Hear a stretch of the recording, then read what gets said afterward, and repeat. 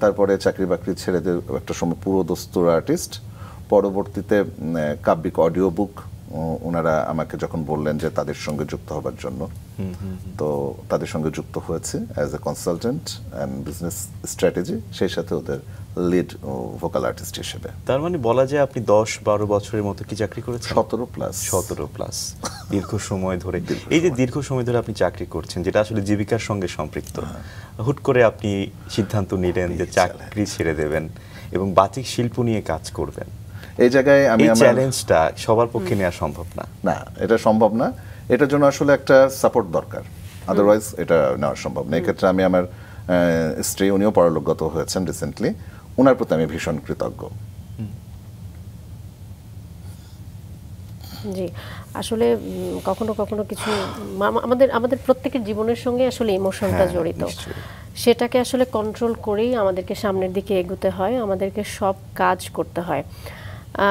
আমাদের প্রত্যেকের জীবনে আসলে এরকম ঘটনাও আছে, জীবনে যে সবসময় গুরুত্বপূর্ণ ভূমিকা পালন করে, একটা সময় যখন আমরা তাকে হারিয়ে ফেলি, সেটিকে আবার ছাপিয়ে আবার নতুন করে নিজেকে তৈরি করা, সেটাই এটি আসলে কি বলবো, চ্যালেঞ্জের ঊর্ধ্বেও তারপরে আমরা সেটা করছি, আমাদেরকে করতে হচ্ছে। তো নিশ্চয়ই আপনার সহধর্মিনীর সেই সাপোর্টটার জন্যই হয়তো আমি এই জায়গাটা আজকে এই শিল্পে আবার আপনাদের সামনে আজকে, তার কারণেই। কারণ আমি যখন তাকে বললাম যে আমি আমার এই জায়গাটাকে আমি আসলে বেছে নিতে চাইছি, তো তুমি কি বলো, কারণ তার তো সাপোর্ট বা তার পারমিশন ছাড়া তো আসলে সম্ভব না। উনি আইনজীবী ছিলেন, তো উনি আমাকে বললেন যে তুমি তোমার স্বপ্ন নিয়ে বাঁচো, আমি সাপোর্ট দিচ্ছি।